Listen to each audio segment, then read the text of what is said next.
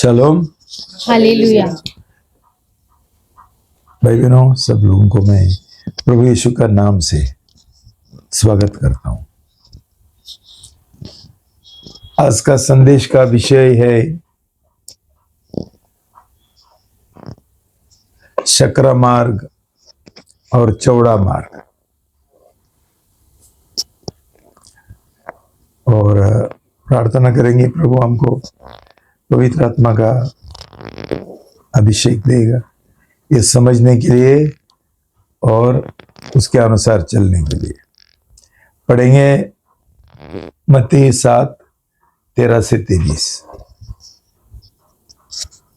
मत्ती अध्याय 7 पद 13 से लेकर 23 सब साथ में मिलकर पढ़ेंगे। सकेत फाटक से प्रवेश करो, क्योंकि चौड़ा है वह फाटक और सरल है वह मार्ग जो विनाश को पहुंचाता है, और बहुत से हैं जो उससे प्रवेश करते हैं। क्योंकि सकरा है वह फाटक और कठिन है वह मार्ग जो जीवन को पहुंचाता है, और थोड़े हैं जो उसे पाते हैं। झूठे नबी से सावधान रहो, जो भेड़ों के भेष में तुम्हारे पास आते हैं, परंतु अंतर में वे फाड़ने वाले भेड़िए हैं। उनके फलों से तुम उन्हें पहचान लोगे। क्या लोग झाड़ियों से अंगूर या ऊंट कटारों से अंजीर तोड़ते हैं? इसी प्रकार हर एक अच्छा पेड़ अच्छा फल लाता है, और निकम्मा पेड़ बुरा फल लाता है। अच्छा पेड़ बुरा फल नहीं ला सकता, और न निकम्मा पेड़ अच्छा फल ला सकता है। जो पेड़ अच्छा फल नहीं लाता, वो काटा और आग में डाला जाता है। इस प्रकार उनके फलों से तुम उन्हें पहचान लोगे। जो मुझे हे प्रभु कहता है, उनमें से हर एक स्वर्ग के राज्य में प्रवेश न करेगा, परंतु वही जो मेरे स्वर्गीय पिता की इच्छा पर चलता है। उस दिन बहुत से लोग मुझसे कहेंगे, हे प्रभु, क्या हमने तेरे नाम से नबूवत नहीं की, और तेरे नाम से दुष्ट आत्माओं को नहीं निकाला, और तेरे नाम से बहुत से आश्चर्य कर्म नहीं किए? तब मैं उनसे खुलकर कह दूंगा, मैंने तुमको कभी नहीं जाना। हे कुकर्म करने वालों, मेरे पास से चले जाओ। ये प्रभु का शब्द है। प्रभु को धन्यवाद। आइए इस वक्त हम प्रभु के शब्द के लिए और पिताजी के लिए प्रार्थना करेंगे। प्रभु धन्यवाद देते प्रभु आज का सुंदर समय के लिए। प्रभु आपने प्रभु हमको यहाँ पर उपस्थित किया। प्रभु यीशु आपका प्रभु चरणों में लेकर आया। प्रभु यीशु मांगते प्रभु आज हमारे हर एक का प्रभु यीशु ताबा लेना। प्रभु जो यूट्यूब से भी सुन रहे हैं प्रभु यीशु, सच में प्रभु यीशु आपका ताजगी से भर देना प्रभु, और सच में पवित्र आत्मा आप मदद करना कि हम जो कुछ चीज सुनेंगे प्रभु आज, प्रभु सच में आपका वचन से प्रभु हमारे दिल को हम शुद्ध करना और हमको नई समझ देना प्रभु। आप ऐसा करते प्रभु। ये सकरा मार्ग और चौड़ा मार्ग के बारे में जो हम सीखने वाले प्रभु यीशु, सच में इसका जो गहरा अर्थ है वो हमको आज समझने पाए प्रभु, और सच में हम हमारा मन बदले और उसकी ओर फिरे प्रभु। ऐसा चमत्कार, ऐसा काम आप हम सबके जीवन में करते प्रभु, इसीलिए धन्यवाद देते। पिताजी को आपके हवाले करते, उनके ऊपर आपका अभिषेक उंडेलने दो प्रभु यीशु, और ये सच्चाई सिखाने के लिए पूरा अनुग्रह देना और पूरा अभिषेक देना प्रभु यीशु। पवित्र आत्मा आप आगे का ताबा लेते, इसीलिए धन्यवाद। ये प्रार्थना प्रभु यीशु आपके नाम से करते। आमीन। भाई बहनों, प्रभु यीशु मसीह स्पष्ट बोलता है कि दो फाटक है और दो मार्ग है। एक फाटक सकरा है, दूसरा फाटक चौड़ा है। एक मार्ग सकरा है, दूसरा मार्ग चौड़ा है। तो भाई बहनों,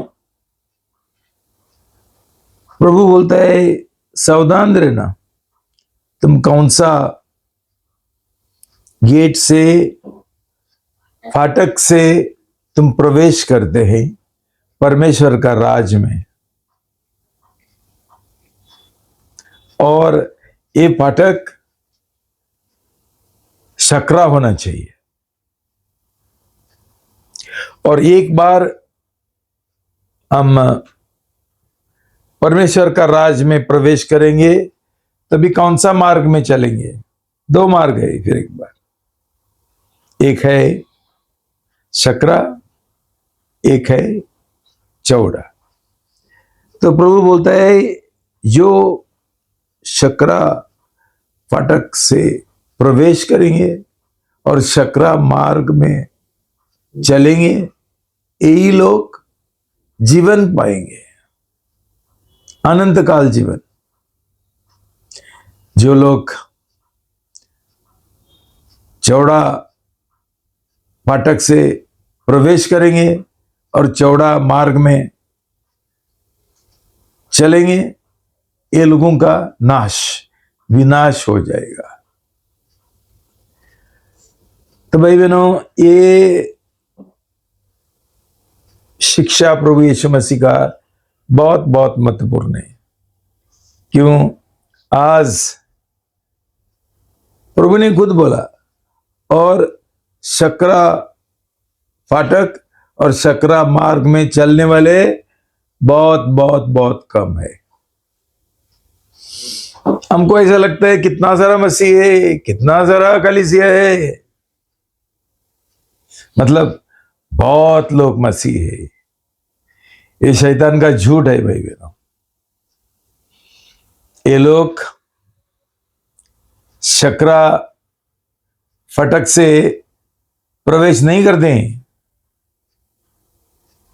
और उसके बाद सकरा मार्ग में नहीं चलते हैं। हमको लगता है ये लोग हर रविवार को चर्च में आते हैं और बड़ा ढूमढाम के साथ, आवाज के साथ गाना गाते हैं और चिल्लाते हैं, ये लोग मसीह है। नहीं भाई बहन, ये सब बहकवा हुए लोग हैं। और जरूर ये सब लोग परमेश्वर का राज में नहीं है, ये शैतान का राज में है और शैतान का नरक में ही जाएंगे। तो प्रभु ने साफ साफ बोला, यूहन्ना 14:6, यूहन्ना अध्याय 14 पद 6, यीशु ने उससे कहा, मार्ग और सत्य और जीवन मैं ही हूँ, बिना मेरे द्वारा कोई पिता के पास नहीं पहुंच सकता। चलो, इससे ज्यादा क्लियर, साफ और क्या प्रभु बोल सकते हैं? एक ही मार्ग है। हमारा भारत देश में सब लोगों को सिखाया जाता है बहुत मार्ग है और वो एक ही लक्ष्य में पहुंच जाते हैं। ये शैतान का झूठ है। एक ही मार्ग है, एक ही सच्चाई है और एक ही जीवन है, प्रभु यीशु मसीह। और उसका बिना हम परमेश्वर का राज में प्रवेश नहीं कर सकते। प्रभु यीशु मसीह ने बोला, पन्ना 10 7 से 11, यूहन्ना अध्याय 10 पद 7 से लेकर 11 तक। तब यीशु ने उनसे फिर कहा, मैं तुमसे सच सच कहता हूँ, भेड़ों के द्वार मैं हूँ। जितने मुझसे पहले आए वे सब चोर और डाकू हैं, परंतु भेड़ों ने उनकी न सुनी। द्वार मैं हूँ, यदि कोई मेरे द्वारा भीतर प्रवेश करे तो उद्धार पाएगा और भीतर बाहर आया जाया करेगा और चारा पाएगा। चोर किसी और काम के लिए नहीं, परंतु केवल चोरी करने और घात करने और नष्ट करने को आता है। मैं इसीलिए आया कि वे जीवन पाए और बहुतायत से पाए। अच्छा चरवाहा मैं हूँ। अच्छा चरवाहा भेड़ों के लिए अपना प्राण देता है। भाई बहनों, ये भी साफ साफ है कि जो लोग प्रभु यीशु का पहले आए थे, ये सब चोर है और डाकू है। इतना सारा धर्म थे, वो है अभी भी प्रभु यीशु का पहले।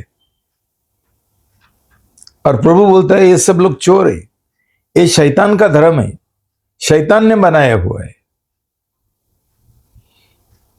तो ये लोग चोरी करते हैं, लोगों को फंसाते हैं, बहकवाते हैं। लेकिन प्रभु बोलता है मैं अच्छा चरवाहा हूं, मैं तुमको भरपूरी सी जीवन देने के लिए आया हूं। सिर्फ प्रभु यीशु के द्वारा हम परमेश्वर का राज में प्रवेश कर सकते हैं। तो भाई बहनों, इससे और क्या, और कितना साफ साफ लिखना है कि प्रभु यीशु एक ही सकरा फाटक है और एक ही सकरा मार्ग है, उसका अलावा और कुछ नहीं है। तभी हमको छुटकारा मिलेगा, पाप का क्षमा मिलेगा, उद्धार हो जाएगा, नया जन्म हो जाएगा और भरपूर जीवन हमको मिलेगा, पाप के ऊपर विजयी मिलेगा।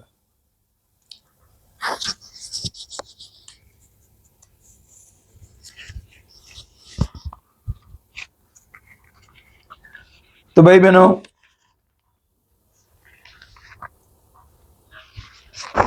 जब भी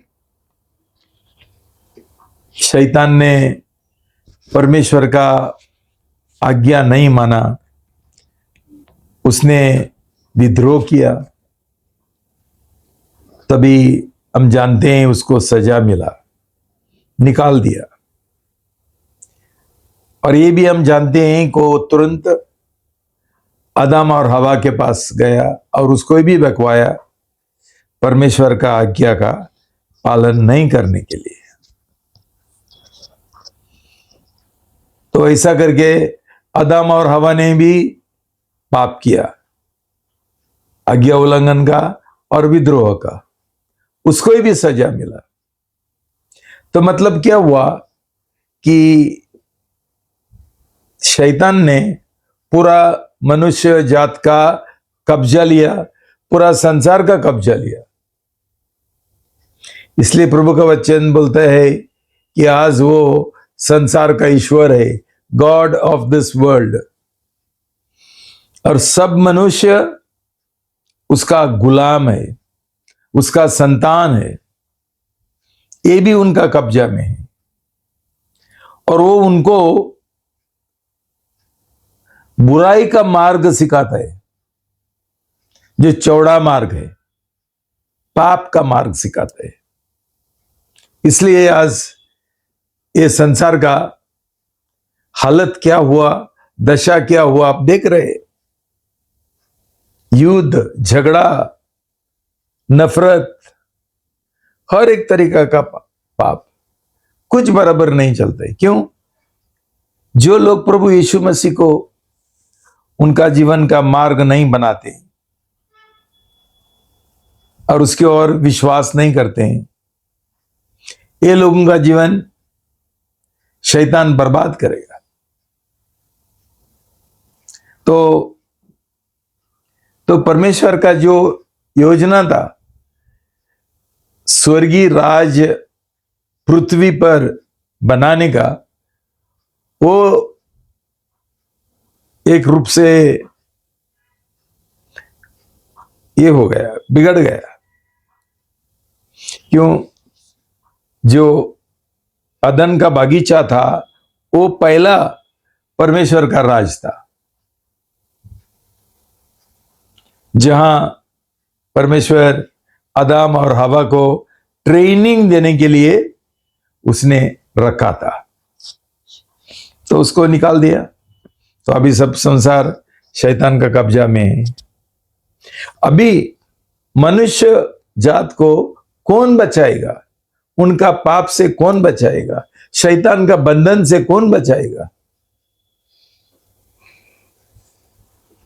उनका वचन बोलता है पाप का मजदूरी है मौत। तो ये मजदूरी का दाम कौन चुकाएगा? मनुष्य के बीच में कोई नहीं था, क्यों? हम सब लोग पापी और लाचार थे। हम हमारा खुद के लिए और हमारा पाप के लिए हम कोई दाम नहीं चुका सकते थे, क्यों? हमारा अंदर कुछ अच्छाई नहीं थी, भलाई नहीं थी। हम पाप से भरे थे, हम चिक्कल में थे, हम लोग का दलदल में थे। हम खुद को कैसे बचाएंगे? तभी पिता परमेश्वर ने इतना संसार का प्रेम किया, इतना हमारा प्रेम किया कि उसने उसका एकलौता पुत्र को भेज दिया। प्रभु यीशु मसीह सहमत हो गया कि मैं तैयार हूं मनुष्य को बचाने के लिए, मैं खुद मनुष्य बन जाऊंगा। ऐसा करके प्रभु यीशु ये दुनिया में आया और हमारा पाप उसने उठाया और ये पाप का सजा उसने चुकाया क्रूस के ऊपर, कष्टों के द्वारा, मौत के द्वारा।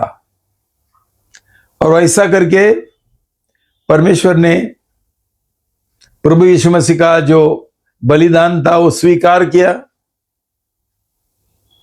और प्रभु यीशु मसीह को मौत से जी उठाया, ये दिखाने के लिए कि मुझे प्रभु यीशु मसीह मान्य है और मैं उसका बलिदान स्वीकार करता हूं।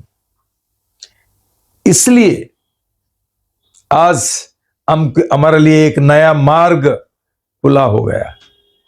प्रभु यीशु मसीह, जो लोग उसके ऊपर विश्वास करेंगे, जो उसने क्रूस के ऊपर बलिदान किया उसके ऊपर विश्वास करेंगे, तो ये बलिदान का फायदा सब लोगों को मिलता है।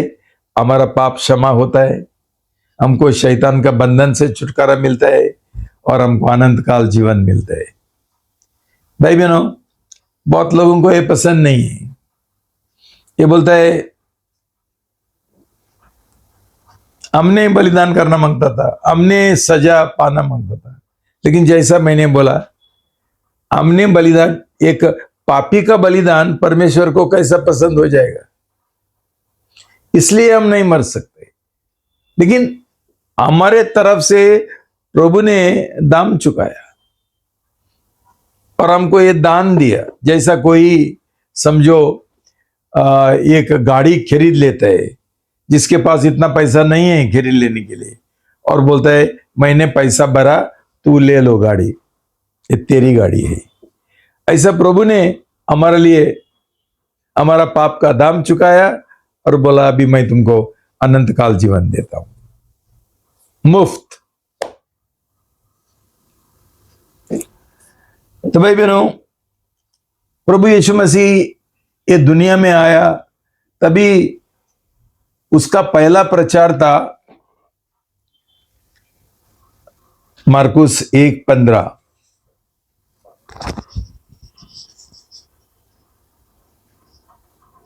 मरकुस अध्याय 1:15। और कहा समय पूरा हुआ है और परमेश्वर का राज्य निकट आ गया है, मन बदलो और सुसमाचार पर विश्वास करो। शालोम। प्रभु यीशु मसीह सही समय पर आया। इसका मतलब क्या है कि कम से कम कई हजार साल परमेश्वर ने संसार को और मनुष्य जात को ऐसा ही छोड़ दिया ताकि मनुष्य को समझे कि परमेश्वर का बिना उनका उद्धार करने का, उनको बचाने वाला कोई नहीं है। तो बुराई, पाप बहुत बढ़ते रहा, बढ़ते रहा। और प्रभु का वचन बोलता है उचित समय पर प्रभु यीशु मसीह आ गया। काय के लिए? शैतान जो चोर है उसको निकालने के लिए, उसका जो राज है वो हराने के लिए, और फिर एक बार परमेश्वर का राज स्थापित करने के लिए। तो भाई बहनों, जो ये परमेश्वर का राज में प्रवेश करना चाहते हैं उनके लिए प्रभु यीशु मसीह ने जो फरमाया वही एक ही फाटक है और एक ही मार्ग है, शकरा फाटक और शकरा मार्ग। दूसरा कौन सा भी तरीका नहीं, ये हम समझना चाहिए। बहुत बार खुद मसीह लोगों को ये नहीं समझते,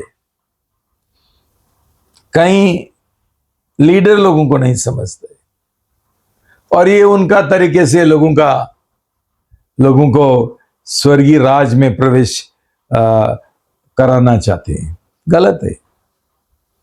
जैसा बिना पश्चाताप,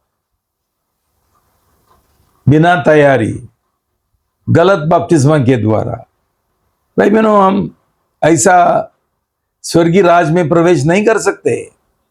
इसका मतलब ये सब कलीसिया झूठे कलीसिया है, और ये पास्टर लोग भी झूठे हैं। क्यों? बराबर नहीं सिखाते। तो एक बार क्या हुआ, यूहन्ना 3 पढ़ेंगे। यूहन्ना अध्याय 3 पद 3 से लेकर 7 तक।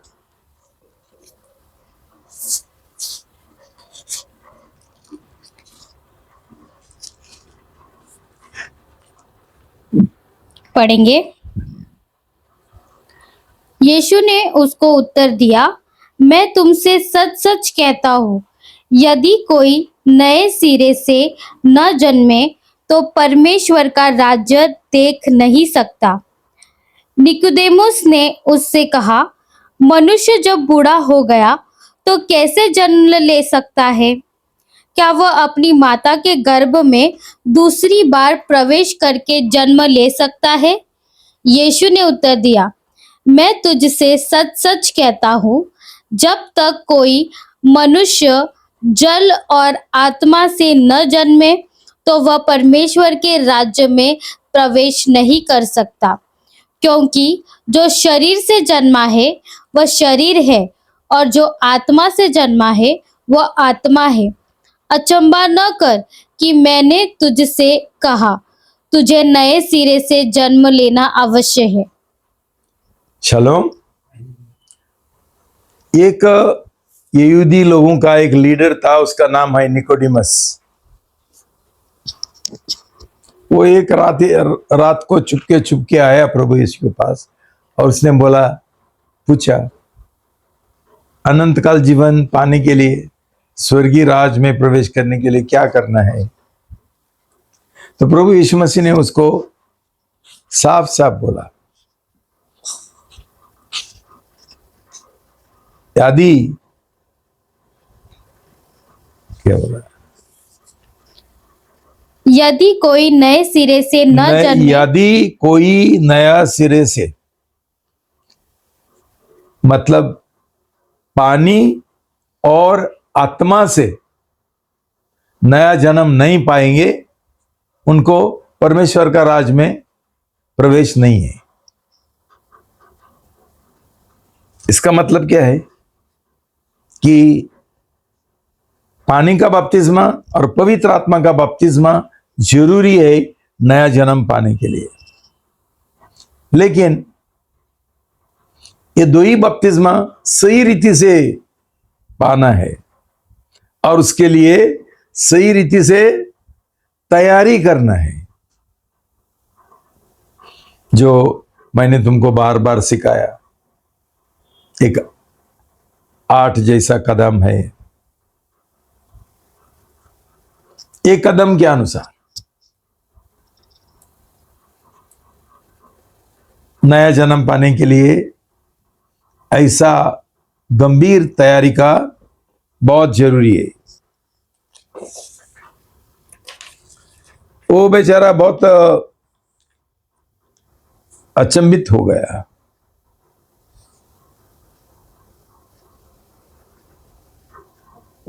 दो बार जन्म पाने का है क्या? एक शारीरिक और दूसरा जन्म उसको लगा फिर एक बार मां का पेट में जाने गए। नहीं, ये दूसरा जन्म है आत्मिक जन्म, जिसके द्वारा जो हमारा आत्मा मर चुका था आदम और हवा का पाप के वजह, ये आत्मा फिर एक बार जिंदा होता है। उसको प्रभु का क्षमा मिलती है, उद्धार मिलता है, छुटकारा मिलता है, जिंदा होता है। इसलिए नया जन्म है आत्मिक तौर से। बराबर सही रीति से और तैयारी से हम बपतिस्मा लेंगे, पानी का और पवित्र आत्मा का। तो भाई बहनों, तो अभी प्रभु यीशु एक ही शकरा फाटक है और शकरा मार्ग है, दूसरा कोई उपाय नहीं है। मत्ती 11:28-29। मत्ती अध्याय 11 पद 28 से लेकर 29। हे सब परिश्रम करने वालों और बोझ से दबे हुए लोगों, मेरे पास आओ, मैं तुम्हें विश्राम दूंगा। मेरा जुआ अपने ऊपर उठा लो और मुझसे सीखो, क्योंकि मैं नम्र और दिल में दीन हूँ, और तुम अपने दिल में विश्राम पाओगे। शालोम। भाई बहनों, प्रभु यीशु बोलता है जो बोझ से दबे लोग हैं, परिश्रम करने वाले लोग हैं, ये पहला कदम है। हमारे जीवन में जब तक एक बुरी समस्या नहीं आएगी, हम प्रभु यीशु के पास कभी पहुंचेंगे नहीं। तो प्रभु बोलता है जब भी तुम्हारा जीवन में समस्या आता है, सच्चा परमेश्वर को ढूंढो और उसका पीछे जाने के लिए एक निर्णय ले लो, उसको गले लगाने के लिए, उसके साथ एक घनिष्ठ रिश्ता बनाने के लिए। यह समझ आज तक ज्यादा से ज्यादा कलीसिया में नहीं है, और मसीह लोगों को नहीं है, और पास्टर लोगों को भी मालूम कि हम जब भी हमारा मुलाकात होता है, सब ट्राई करने के बाद, इधर उधर भागने के बाद, हमारा समस्या दूर करने के लिए जब भी हम ये प्रार्थना करेंगे, परमेश्वर मैं नहीं जानता हूं तू कौन है और सच्चा परमेश्वर कौन है। जो सच्चा परमेश्वर है मैं उसके लिए प्रार्थना करता हूं, उससे प्रार्थना करता हूं, मेरा समस्या में मुझे मदद करो, मुझे छुटकारा दो, मुझे चंगाई दो।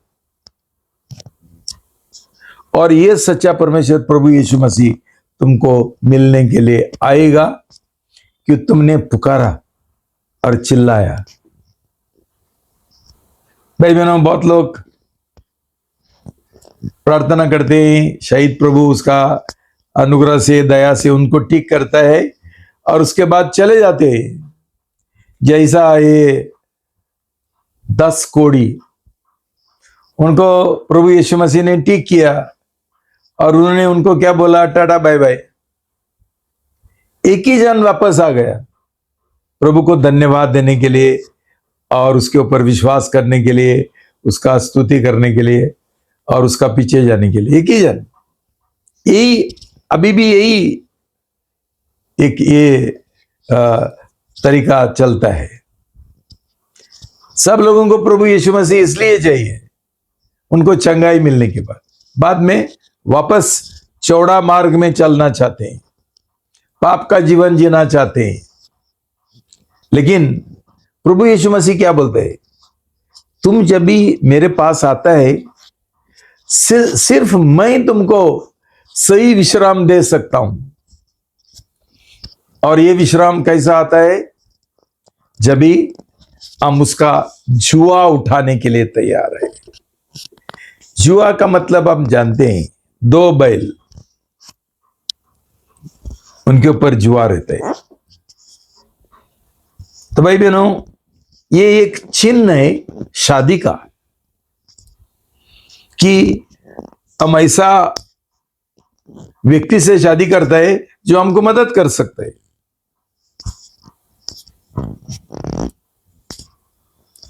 उसका हर एक जो समस्या दूर करने के लिए।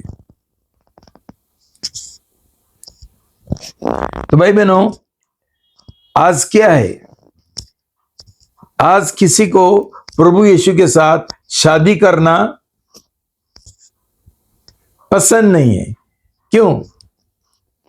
जैसा प्रभु का वचन बोलता है, यूहन्ना 2 यूहन्ना 25 तक। यूहन्ना अध्याय 2 पद 23 से लेकर 25 तक। जब वह यरूशलेम में फसह के समय पर्व में था, तो बहुतों ने उन चिन्हों को जो वह दिखाता था देखकर उससे उसके नाम पर विश्वास किया। देखो भाई बहनों, लोगों को चंगाई चाहिए, चमत्कार चाहिए, आशीष चाहिए। ये मिलने के बाद ये लोग क्या करते हैं? क्या लिखा? उसे देखकर उसके नाम पर विश्वास किया। उसका नाम के ऊपर विश्वास किया। इसका मतलब क्या है? दिमाग में उन्होंने बोला, ठीक है, लगता है वही सच्चा आदमी है, सही व्यक्ति है, शायद सही परमेश्वर है। लेकिन उसके बाद क्या है? परंतु यीशु ने अपने आप को उनके भरोसे पर नहीं छोड़ा। इसका मतलब क्या है? कि परमेश्वर उनके ऊपर विश्वास नहीं करता था, उसको कोई भरोसा नहीं था उनके ऊपर। क्यों? ये लोग खिलाड़ी है, जोकर है। उनको चंगाई मिलने के बाद, आशीष मिलने के बाद चले जाते हैं। इसके बाद पद 25, और उसे आवश्यकता न थी कि मनुष्य के विषय में कोई गवाही दे, क्योंकि वह आप ही जानता था कि मनुष्य के मन में क्या है।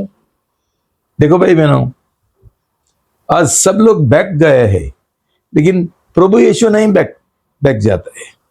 उसको बराबर मालूम है कौन उसका सही शिष्य है, और दूसरा जो लोग नामदारी मसीह है, दुनियादारी मसीह है, धार्मिक मसीह है, उसको मालूम है। क्यों? देखो, हमारा बीच में कभी ऐसा होता है, शादी का समय बहुत लड़के लोग लड़कियों का फायदा उठाते हैं। उनको बोलता है, मैं तेरे साथ शादी करेगा तो हम दोनों जान मजा करेंगे, सेक्स करेंगे, सब कुछ करेंगे। और ये जो बेवकूफ लड़कियां हैं, वो उनके ऊपर विश्वास करते हैं और उनको पूरा आजादी देते हैं मजा करने के लिए। ये मजा का फायदा उठाने के बाद ये लड़का लोग उनको छोड़ के जाते हैं और दूसरा लड़की को ढूंढते हैं उसका मजा लेने के लिए। भाई बहनों, हमारा जीवन में भी वैसा ही है। हमको प्रभु यीशु मसीह से चंगाई चाहिए, छुटकारा चाहिए, तो हम तुरंत उसके ऊपर विश्वास करता है दिमाग का।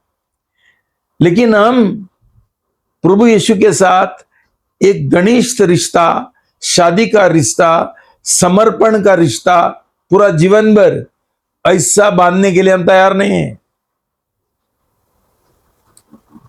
हम लोग 50-50 ब्रिटानिया बिस्किट है, हमको संसार भी चाहिए और प्रभु यीशु मसीह भी चाहिए। दिखाने के लिए चर्च में आते हैं, रविवार को सब मीटिंग अटेंड करते हैं, लेकिन उनका दिल किधर है? संसार के ओर। तो उनको शादी करने का इच्छा नहीं है। एक परमानेंट कायम ऐसा घनिष्ठ रिश्ता हमेशा के लिए जैसा शादी में होता है, ऐसा रिश्ता बनाने के लिए तैयार नहीं, करार करने के लिए तैयार नहीं, शपथ लेने के लिए तैयार नहीं।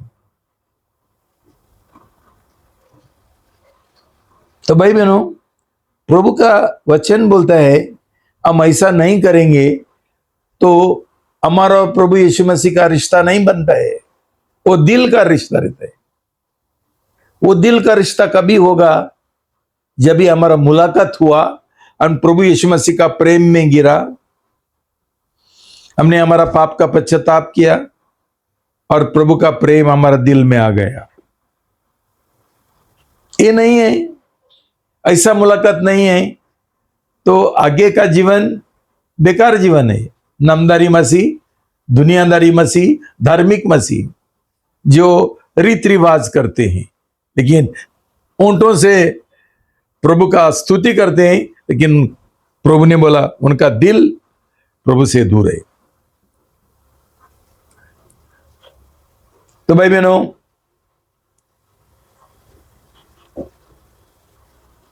सही समर्पण का जरूरत है और ये नजदीक रिश्ता, सही रिश्ता सिर्फ शादी के द्वारा, आत्मिक शादी प्रभु यीशु के साथ, शादी का करार के द्वारा होता है।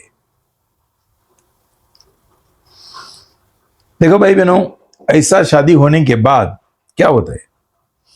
हम पानी का बपतिस्मा लेते हैं और पानी का बपतिस्मा के समय ये बहुत बड़ा चमत्कार होता है। आदम का जो पाप है वो हमारा अंदर है और ये पाप है आदम का और शैतान का बुरा स्वभाव, आज्ञा उल्लंघन का स्वभाव, विद्रोह का स्वभाव, स्वयं का स्वभाव, स्वयं इच्छा का स्वभाव। भाई बहनों, ये सिर्फ दिमाग में मत ले लो, तुम्हारा दिल में स्वीकार करो और तुम्हारा जीवन जांचो। छुटकारा मिला है क्या तुम्हारा बपतिस्मा होने के बाद? आजकल बच्चों का भी बपतिस्मा देते हैं, किसी को ही मतलब उनको तुरंत फास्ट ये चर्च का मेंबर बनाने का है तो उनको दखल देते हैं। सही तैयारी नहीं है उनका, लोगों का कोई कसूर नहीं। ये कसूर सिर्फ गलत पास्टर लोगों का है, जो आज ऐसा ही हर दिन एक एक जन पास्टर बनता है जो अंगूठा छाप है, कुछ ज्ञान नहीं प्रभु का वचन का, एक गलत उद्देश्य से ये सब गलत पास्टर बन जाते हैं। ऐसा ही कोई पास्टर है तो मैं उससे विनती करता हूं प्रभु यीशु का नाम से, तुम्हारा कलीसिया बंद करो कि तुमको प्रभु ने बुलाया नहीं, तुम स्वयं नियुक्त हुआ लोग है जिनके ऊपर प्रभु का कोई आशीष नहीं है, सिर्फ श्राप है। तो भाई बहनों, रोमी 6 में ये लिखा है कि पुराना मनुष्य को क्रूस के ऊपर चढ़ाना है।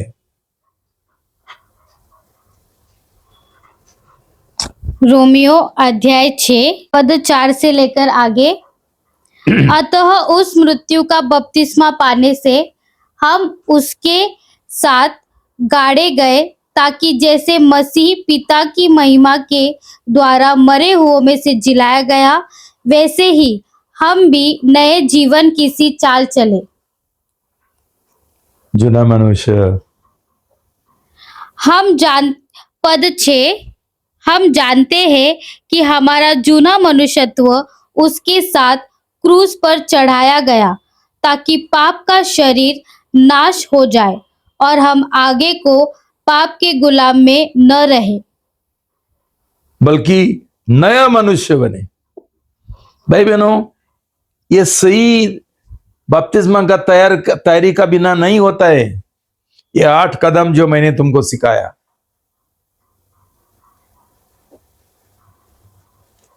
हमारा तैयारी सही रहेगा, हमारा दिल सही रहेगा, हमारा उद्देश्य सही रहेगा, हम सचमुच प्रभु का के साथ ये जीवन बिताना चाहता है, शादी का हमेशा के लिए, कि वो हमारा पहला प्यार बनता है, उसका अलावा हमारे पास दूसरा कोई नहीं है। इसलिए प्रभु ने वो ये 3 शर्तें दिया। पढ़ो 3 शर्तें। लूका 14 लूका 14 पद 26, 27 और 33।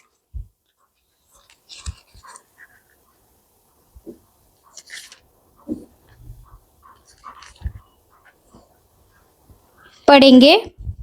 यदि कोई मेरे पास आए और अपने पिता और माता और पत्नी और बच्चों और भाइयों और बहनों वरन अपने प्राण को भी नफरत न करे तो वह मेरा शिष्य नहीं हो सकता।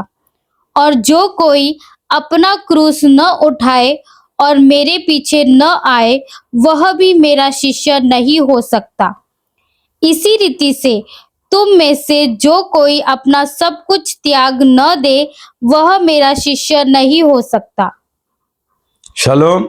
हालेलुया। प्रभु यीशु मसीह का पीछे जाने के लिए, शिष्य बनने के लिए और अनंत काल जीवन पाने के लिए, छुटकारा पाने के लिए, भाई बहनों, पहला ये 3 शर्तें हम तैयार होना चाहिए। क्यों? सिर्फ प्रभु यीशु मसीह हमारा पहला प्यार है तो हमारा मां बाप पहला प्यार नहीं हो सकते। हमारा पति, पत्नी, बच्चे, गांव, ये पहला प्यार नहीं हो सकता है। और कोई खुद का ही भी प्यार करेगा, खुद का प्यार के लिए, स्वयं के लिए, उसका घमंड के लिए और घमंड और गर्व, अहंकार, उसके लिए मरने के लिए तैयार नहीं है, वो त्यागने के लिए तैयार नहीं है, और प्रभु यीशु मसीह का इच्छा के अनुसार जीने के लिए तैयार नहीं है, क्रूस उठा के। और पूरा संसार, संसारी बातें, संसारी चीजें जो संसार का है, जिसके द्वारा शैतान हमको आकर्षित करता है, ये त्यागने के लिए तैयार नहीं है। प्रभु बोलते तो मेरा शिष्य बनने के लिए तैयार नहीं। यही तो है सकरा मार्ग, और ये सकरा मार्ग हमको नहीं चाहिए। और ये झूठे पास्टर सब लोगों को बपतिस्मा देते हैं। क्यों? ये समझता ही नहीं, इसलिए नहीं समझता है कि प्रभु ने उनको नियुक्त नहीं किया, उनको बुलाया नहीं, ये खुद आया गलत मन से, गलत उद्देश्य से।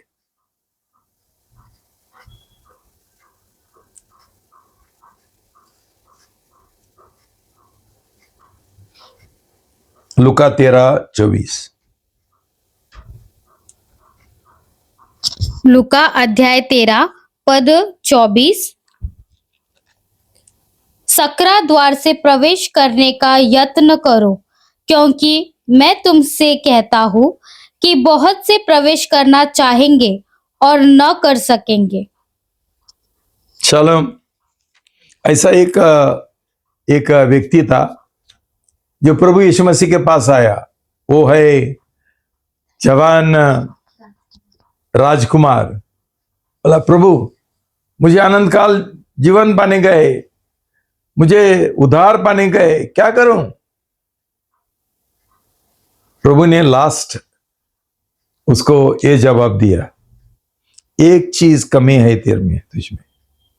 जो आपके पास सब कुछ है, आपका संपत्ति, पैसा ये सब जाके गरीबों को बांटो और उसके बाद मेरे पास आओ, मेरा पीछे आओ। वो चले गया, बहुत दुखी। क्यों? वो बहुत अमीर था। तभी प्रभु ने बोला, अमीर लोग कभी उधार पा सकते हैं क्या? जो पैसा का प्रेम करते हैं, संसार का प्रेम करते हैं, ये लोग प्रभु यीशु मसीह का पीछे नहीं जा सकते हैं, उसका शिष्य नहीं बन सकते हैं। क्यों? प्रभु यीशु मसीह हमारा गुरु है, वो हमारा गुरु जी है, और उसका जो शिष्य बनना चाहता है वो गुरु जी का जो जीवन है उसके जैसा होना चाहिए। मसीह लोग, विश्वासी लोग, ये जांचो तुम्हारा जीवन प्रभु यीशु मसीह का जैसा है क्या? क्या संसारी है, संसार का प्रेम करता है, पैसा का पीछे जाते हैं, नौकरी का पीछे जाते हैं और उसको ज्यादा महत्व देता है। नौकरी और पैसा तुम्हारा पहला प्रेम बन जाता है। प्रभु यीशु मसीह ने साफ साफ लिखा, बोला, दो मालिकों का सेवा नहीं कर सकते, परमेश्वर का और मैमन का नहीं कर सकते। एक जन का प्रेम करेगा, दूसरा का नफरत करेगा। हम कैसा शिष्य बन सकते हैं भाई बहनों? सब मसीह लोग बहक गए, इसलिए ये लोग बोलता है हम नामदारी मसीह बनेंगे।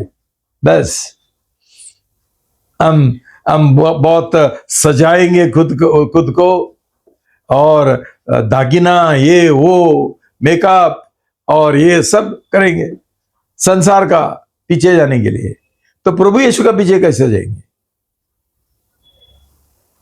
ये समझ लो। इसलिए प्रभु का वचन क्या बोलता है? स्ट्राइव, परिश्रम करो, यत्न करो, प्रयत्न करो। 13:24 पढ़ो।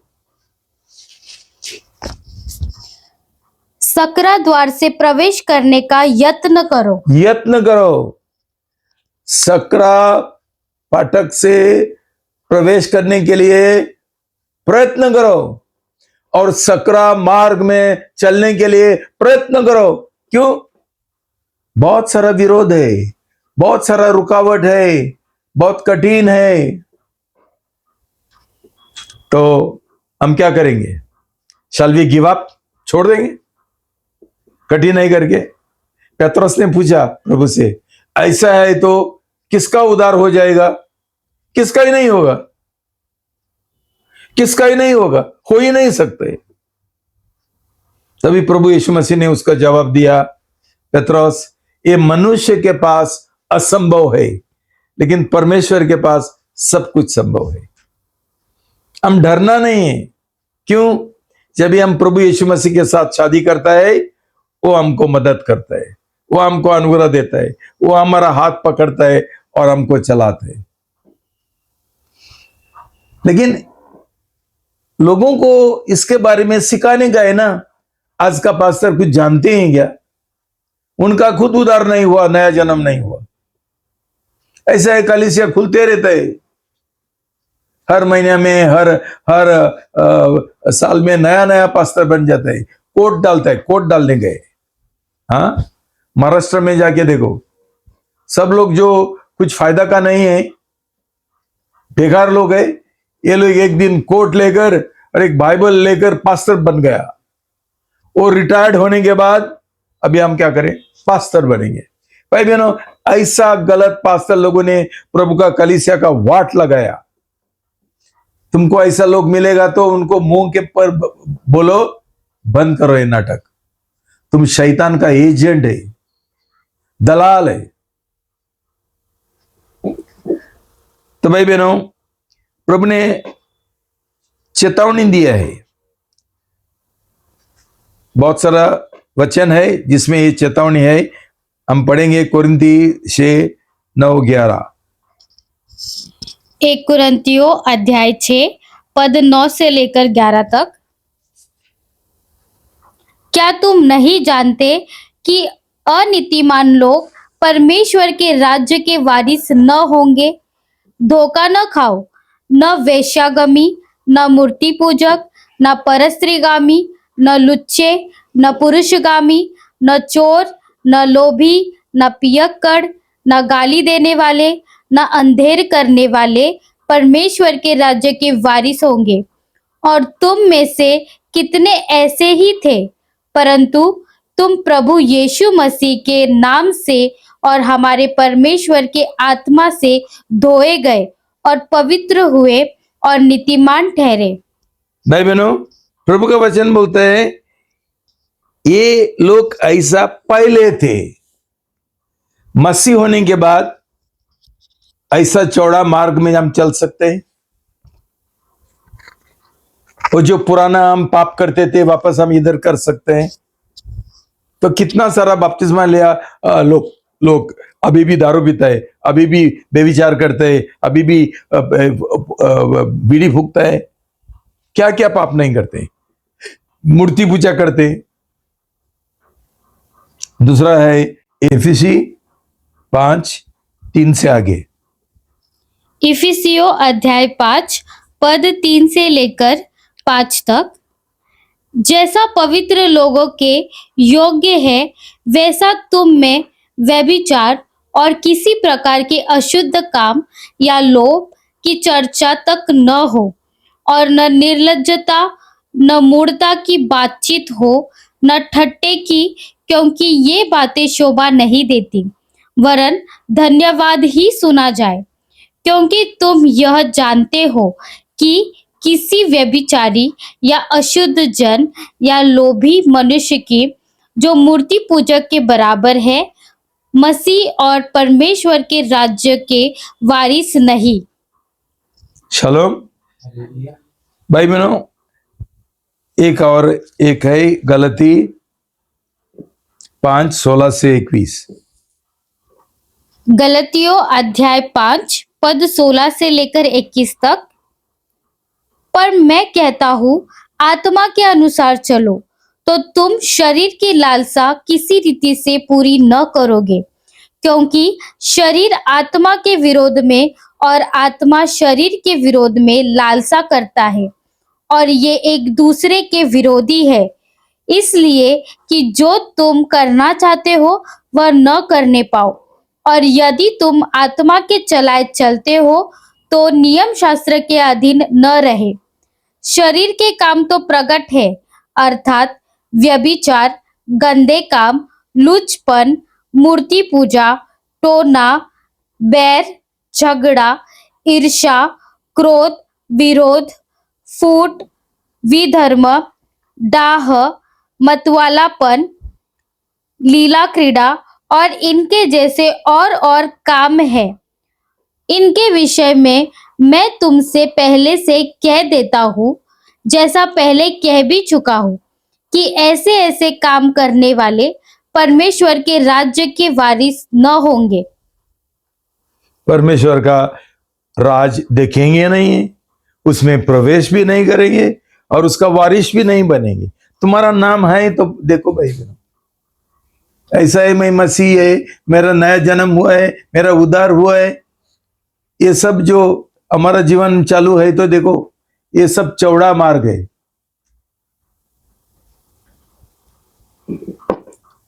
उसके बाद हम देखेंगे मत्ती 7, जो झूठे नबी है उनके बारे में।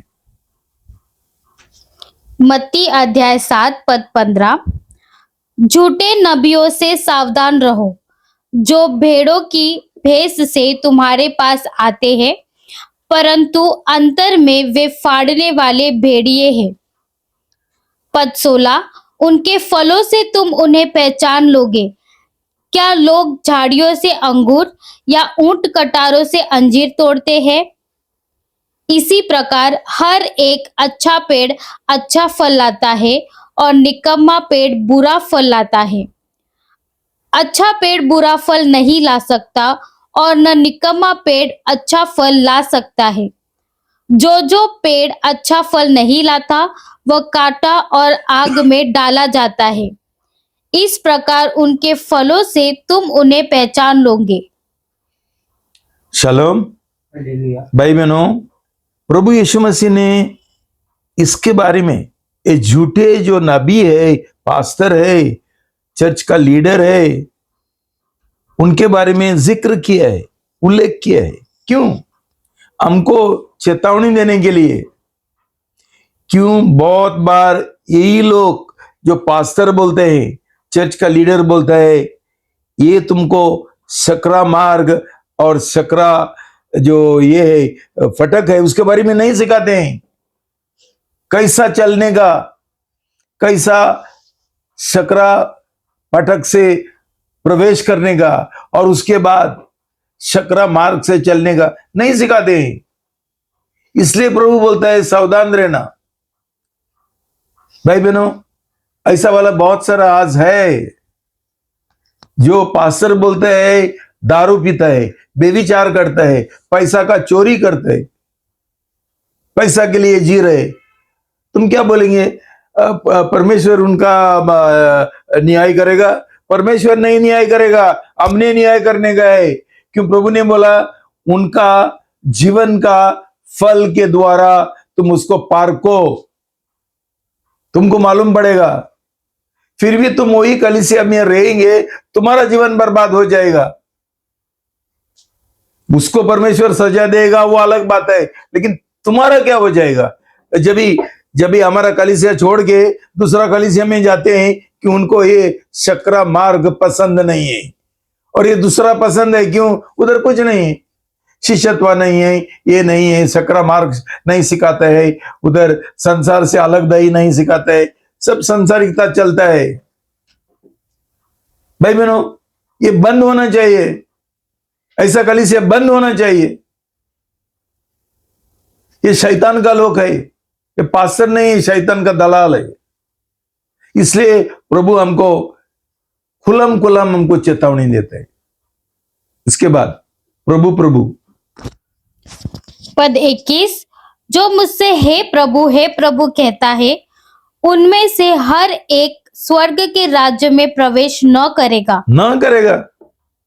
भाई बहनों, कितना सारा लोग है प्रभु प्रभु प्रभु करके बड़ा बड़ा प्रार्थना करते हैं, लेकिन प्रभु बोलते हैं ये लोग स्वर्ग का राज में प्रवेश नहीं करेंगे जब तक उनका नया जन्म नहीं होगा, सही नया जन्म, और सकरा मार्ग में नहीं चल रहे है दिन प्रतिदिन।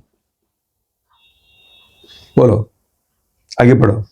परंतु वही जो मेरे स्वर्गीय पिता की इच्छा पर चलता है, उस दिन बहुत से लोग मुझसे कहेंगे, हे प्रभु, क्या हमने तेरे नाम से नबूवत नहीं की और तेरे नाम से दुष्टात्मा को नहीं निकाला और तेरे नाम से बहुत से आश्चर्य कर्म नहीं किए?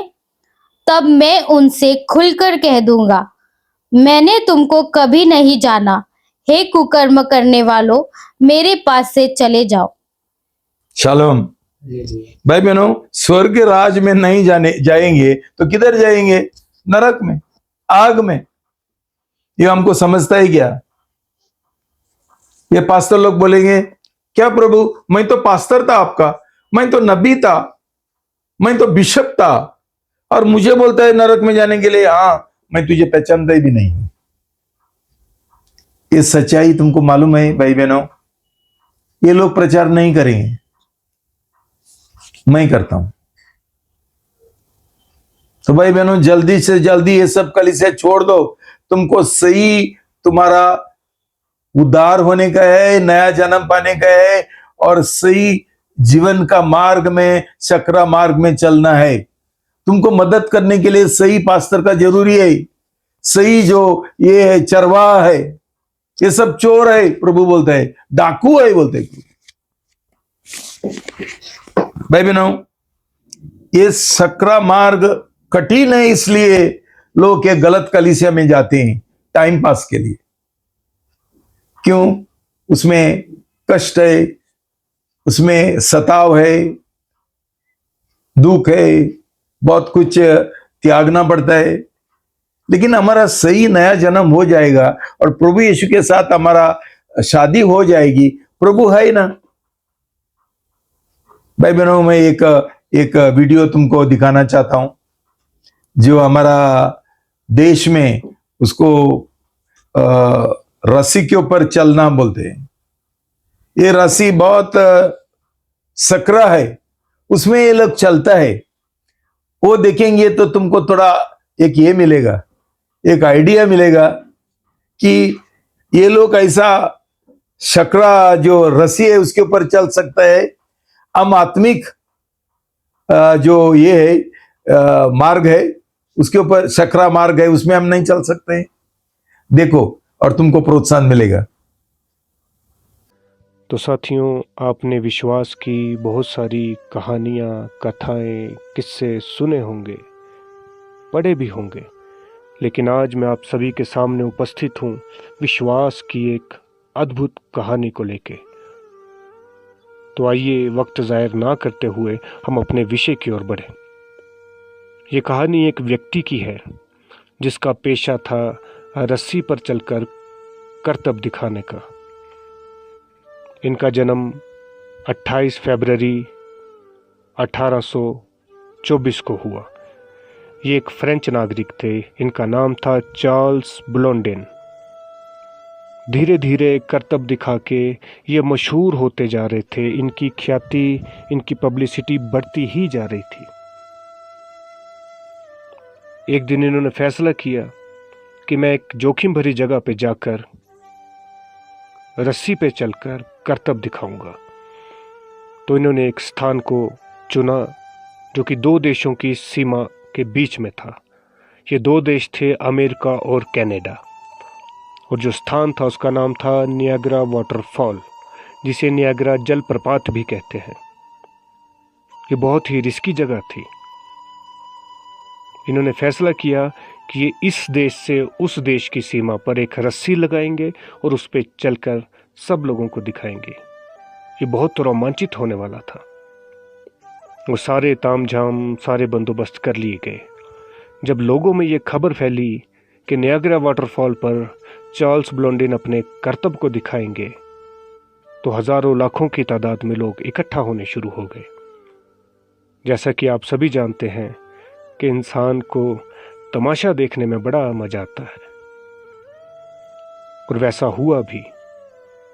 रिस्क इतना था कि हर एक इंच पे, हर एक सेंटीमीटर पे, या यूं कहें चप्पे चप्पे पर मौत का जोखिम, मौत का खतरा बना रहता था और बढ़ता ही जाता था।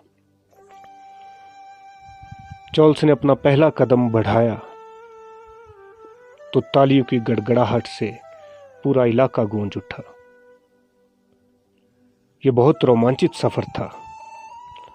चार्ल्स ब्लॉन्डिन ने अपना पहला कदम बढ़ाया और धीरे धीरे धीरे धीरे ये इस पार से उस पार सफलतापूर्वक पहुंच गए। और वैसे ही उस पार से इस पार ये वापस भी आ गए। लोगों ने बहुत सी तालियां बजाई। इस करतब को देखकर इनकी प्रसिद्धि और बढ़ती गई। ये असंभव कार्य जो था चार्ल्स ने कर दिखाया था। लेकिन चार्ल्स ब्लॉन्डिन ने कहा, ये अभी खत्म नहीं हुआ, तुम इससे भी बढ़कर देखोगे।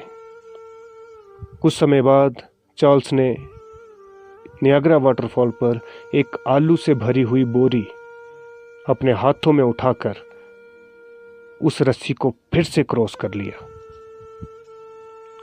ये इतने इन्हें महारत हासिल थी अपने काम को लेकर। इन्होंने कहा, यह अभी नहीं रुका, अभी ये खत्म नहीं हुआ, तुम इससे भी बढ़कर देखोगे। धीरे धीरे लोग और इकट्ठा होते गए। फिर इन्होंने एक टेबल पे, उस रस्सी पे जाकर एक चेयर पे बैठकर ऑमलेट फ्राई किया और वहां खाया। कभी आंखों पे पट्टी बांधकर उस नियाग्रा वाटरफॉल को ऐसे पार करते जैसे कोई सड़क पे चल रहा हो। अपने काम के ये मास्टर थे। इनकी प्रसिद्धि, इनकी ख्याति बढ़ती ही जा रही थी। और रिस्क, जोखिम, ऐसे शब्द इनके लिए कोई मायने नहीं रखते। इन्होंने उसके बाद उसी रस्सी पे, उसी नियाग्रा वाटरफॉल पर साइकिल से चलकर दिखाया और वैसे ही उल्टा वापस आकर दिखाया। अब लोग पूरी तरह इन पे विश्वास करते थे कि ये व्यक्ति कुछ भी कर सकता है। एक बार इन्होंने व्हील बोरो, जो छोटा मोटा सामान लेने के लिए हम यूज़ करते हैं, जैसा कि आप अपनी स्क्रीन पे देख भी रहे हैं, व्हील बोरो को लेकर ये इस पार से उस पार हुए और उस पार से वापस आए। तो इन्होंने वो तमाम तमाशबीन लोगों से कहा, मैं चाहता हूं कि इस व्हील बोरो पर मैं किसी व्यक्ति को लेकर जाऊं। क्या आप यकीन करते हैं कि मैं किसी अन्य व्यक्ति को इस पर बिठाकर इस पार से उस पार ले जा सकता हूं? लोगों ने कहा, yes you can do it, हम तुम पे विश्वास करते हैं। इनका विश्वास इतना मजबूत हो चुका था और ये स्वाभाविक भी था। एक व्यक्ति रस्सी पे अंडा फ्राई कर रहा है, साइकिल चला रहा है, आंखों पे पट्टी बांध के जा रहा है, आलू की बोरी लेके जा रहा है और पता नहीं दर्जनों करतब जो दिखा चुका था, उस पर विश्वास करना बहुत आसान हो चुका था। जैसे कि मैंने बताया कि ये अपने काम के मास्टर थे। इन्होंने कहा, ठीक है, मैं इस व्हील बोरो पर एक व्यक्ति को बिठाकर इस पार से उस पार ले जाऊंगा। जैसे कि लोगों ने हामी भरी थी कि हाँ, हमें विश्वास है। तो इसने कहा, ठीक है, अगर तुम विश्वास करते हो कि मैं किसी को बिठाकर इस पार से उस पार ले जा सकता हूं, तो आपका बहुत बहुत शुक्रिया। तो बताइए, कौन है जो इस व्हील बोरो पर बैठेगा और मेरे साथ इस पार से उस पार जाएगा? सारी आवाजें खामोश हो गई, सन्नाटा छा गया, खामोशी छा गई। चार्ल्स ब्लॉन्डिन ने फिर पूछा, कोई है जो मेरे साथ इस व्हील बोरो पर बैठेगा, जिसे मैं इस पार से उस पार इस रस्सी के ऊपर चलकर ले जा सकूं? खामोशी छाई रही, सभी की गर्दनें झुक गई। ये खामोशी चीख चीख के कह रही थी कि हमें तुम पे विश्वास तो है, लेकिन भीड़ में से कोई एक भी व्यक्ति ऐसा नहीं था जिसने अपने जान के जोखिम को उठाना चाहा। बस लोग यही कह रहे थे, हमें विश्वास है कि तुम जा सकते हो, हमें विश्वास है कि तुम किसी दूसरे को भी ले जा सकते हो। ये जुलाई मंथ की बात है, सन 1859 की, 1859 की। लेकिन उस भीड़ में से कोई भी तैयार नहीं हुआ। उसके एक महीने बाद जो इनके मैनेजर थे, हैरी, उन्होंने चार्ल्स ब्लॉन्डिन से कहा कि दोस्त, मैं तुम्हारे साथ उस व्हील बोरो पे बैठूंगा। ब्लॉन्डिन बहुत खुश हुए। एक बार फिर से वो रस्सी लगा दी गई, लेकिन ब्लॉन्डिन ने कहा, नहीं, अब तुम व्हील बोरो पर नहीं चलोगे, मैं तुम्हें अपने कंधे पे बिठाकर इस पार से उस पार ले जाऊंगा। और हैरी को उन्होंने अपने कंधे पे बिठाया और इस पार से उस पार सफलतापूर्वक ले भी गए और वापस भी ले आए। तो आज हम भी परमेश्वर के साथ ऐसा ही करते हैं। हम जानते हैं कि परमेश्वर कर सकता है, वो बचा सकता है, लेकिन हम अपनी जान का जोखिम नहीं उठाते। हम प्रचार करते हैं कि वो संभाल सकता है, लेकिन अपने जीवन को उसके हाथ में नहीं सौंपते, जैसा कि हैरी ने किया। कितनी ही बार हम उस पर टिक गए कि हाँ प्रभु, आप कर सकते हैं। उसी भीड़ की तरह जिन्होंने उसे बोरा उठाकर रस्सी पर चलते देखा, कभी साइकिल पर, कभी व्हील बोरो पर, कभी मेज, कभी कुर्सी पर, कभी आंख पर पट्टी बांधे, लेकिन अपना जीवन उसे नहीं सौंपा। जितने भी लोग ये वीडियो देख रहे हैं, मैं विश्वास करता हूँ कि आपने भी अपने जीवन में यीशु मसीह के कार्यों को देखा होगा, उसकी उपस्थिति को महसूस किया होगा। कई बार आप मसीह के द्वारा विजयी रहे होंगे, हम विश्वास भी करते हैं। लेकिन क्या हम अपने जीवन को परमेश्वर के हाथों में पूर्ण रीति से सौंपते हैं, या फिर उस भीड़ की तरह मात्र तमाशा देखने के लिए खड़े हैं?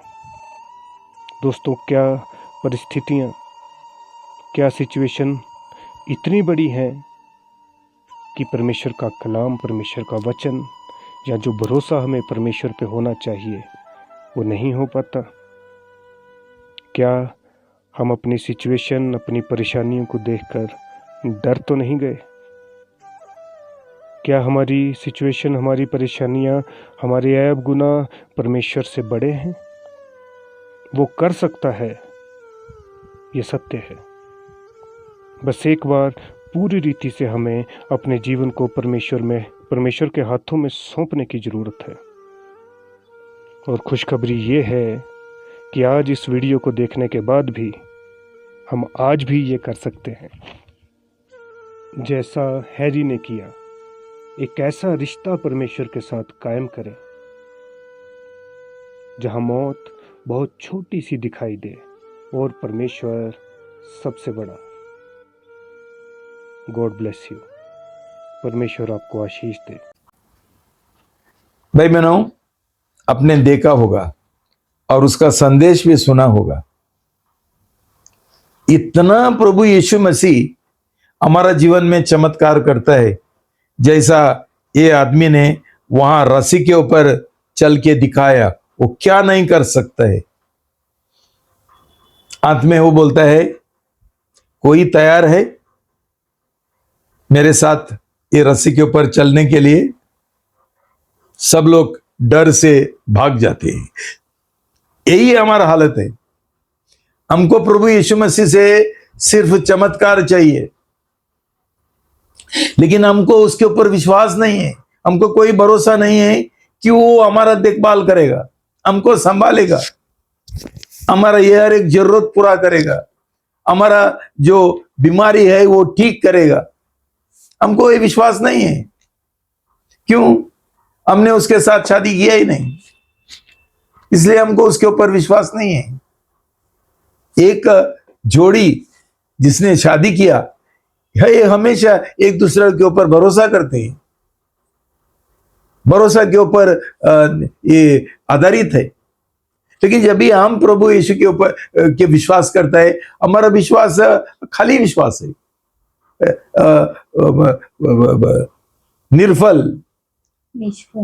निष्फल। ये विश्वास का कोई मतलब ही नहीं है। वो दिमाग का है, दिल का नहीं है। प्रेम नहीं हुआ प्रभु यीशु के साथ, शादी नहीं हुआ प्रभु यीशु के साथ, तो इसलिए हम शकरा मार्ग में चलने के लिए तैयार नहीं है, ये रस्सी के ऊपर चलने के लिए तैयार नहीं है। जब भी प्रभु बोलता है मैं हूं ना, जिनका शादी हुआ प्रभु यीशु के साथ, ये लोग प्रभु बोलता है मेरा हाथ पकड़ो, मैं तुमको ले जाएगा। मनुष्य के साथ यह असंभव है, लेकिन परमेश्वर के साथ सब कुछ संभव है। भाई बहनों, ये हम ध्यान में रखेंगे।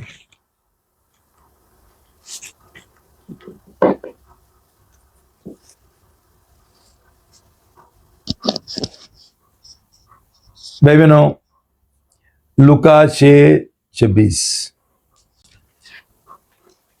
लूका अध्याय 6 पद 26। हाय तुम पर जब सब मनुष्य तुम्हें भला कहे, क्योंकि उनके बाप दादे झूठे नबियों के साथ भी ऐसा ही किया करते थे। चलो भाई बहनों, ऐसा संदेश प्रचार करने के लिए आपको लगता है आसान है और सब लोग मेरे बारे में अच्छा बोलेंगे? आज कोई मेरे बारे में कोई अच्छा बोलते ही नहीं। सब लोग मेरा नफरत करता है। क्यों? ये जानते हैं कि उनका जीवन सही नहीं है। पास्टर लोग जानते हैं उनका जीवन सही नहीं है, ये झूठे पास्टर है। विश्वासी जानते हैं उनका जीवन प्रभु का जैसा नहीं है। भाई बहनों, मैं ये सब जो प्रचार कर रहा हूं, मुझे लोकप्रिय बनने का इच्छा नहीं है और मुझे प्रसिद्ध भी बनने का इच्छा नहीं है। जो सच्चाई है वो मैंने तुम्हारा सामने रखा है। मेरा इतना विनंती है, ये मेरा वचन नहीं है, ये मेरा संदेश नहीं है, ये प्रभु का संदेश है। तुम मेरे विरुद्ध नहीं है, तुम प्रभु यीशु मसीह का विरुद्ध है। इसलिए मेरा लास्ट जो अंतिम ये है वचन है वो ये है, याकूब 4:8। याकूब अध्याय 4 पद 8। परमेश्वर के निकट आओ तो वह भी तुम्हारे निकट आएगा। हे पापियों, अपने हाथ शुद्ध करो, और हे दुचित्ते लोगों, अपने दिल को पवित्र करो। शालोम, डरना मत। प्रभु यीशु मसीह एक ही सच्चा परमेश्वर है। हम उसको हमारा जीवन का मालिक बनाएंगे, हमारा प्रभु बनाएंगे, राजा बनाएंगे, बादशाह बनाएंगे, जीवन का पूरा समर्पण करेंगे। हमारा जो स्वयं इच्छा है हम उसके ओर सौंप देंगे। भाई बहनों, वो हमको अच्छा से संभालेगा, चलाएगा, मार्गदर्शन करेगा, अगुवाई करेगा, और हमको अनंत काल जीवन और भरपूरी से जीवन और भरपूरी से आनंद हमारा दिल में आएगा। मेरा प्रार्थना है कि ऐसा प्रभु तुमको मदद करे और तुम ये सही जीवन का अनुभव पाए। प्रभु तुमको आशीर्वाद दो। प्रार्थना करेंगे। प्रभु, मैं बहुत धन्यवाद देता हूं, आपने मुझे ये अनुग्रह दिया और ये सौभाग्य दिया आपका वचन सिखाने के लिए, बांटने के लिए। प्रभु, आपका वचन में शक्ति है प्रभु। ये मेरी शक्ति नहीं है, ये आपका वचन का शक्ति है, आपका पवित्र आत्मा का शक्ति है। यही शक्ति से उनका दिल को छुओ, उनका मन खुला करो, उनका आंखें खुला करो, उनका जो कठोर दिल है वो पिघलाओ प्रभु, ताकि उनका उद्धार हो और सही नया जन्म हो और परमेश्वर का राज में ये प्रवेश करे सही रीति से और सही जीवन जिए, ताकि आपको महिमा मिले, आपका अच्छा गवाह बने और उनका जीवन के द्वारा ये जो सुसमाचार है ये प्रचार करे और बहुत लोगों का उद्धार हो, नया जन्म हो, उनका छुटकारा हो। ये मेरा प्रार्थना है, ये प्रभु यीशु मसीह का नाम से मैं करता हूं। सुन ले पिता, आमेन। आमेन।